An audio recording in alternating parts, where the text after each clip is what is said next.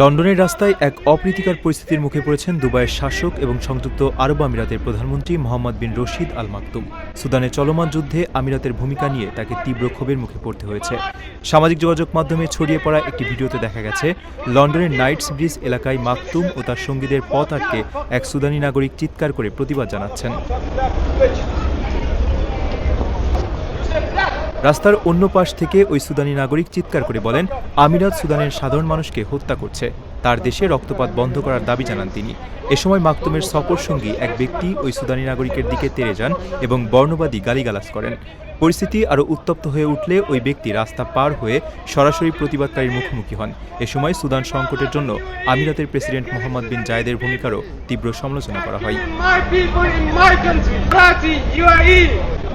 সংযুক্ত আরব আমিরাত বরাবরই সুদান সংঘাতে জড়িত থাকার কথা অস্বীকার করে আসছে। তবে জাতিসংঘ ও যুক্তরাষ্ট্র সহ বিভিন্ন আন্তর্জাতিক সংস্থা জানায়, আমিরাত সুদানের আধা সামরিক বাহিনী র্যাপিড সাপোর্ট ফোর্সেসকে সহায়তা করছে। লিবিয়া, চাদ এবং সোমালিল্যান্ডের মাধ্যমে অস্ত্র সরবরাহের বড় প্রমাণও রয়েছে। 2023 সালের এপ্রিল থেকে শুরু হওয়া এই যুদ্ধে সুদানে এক ভয়াবহ মানবিক বিপর্যয় তৈরি হয়েছে।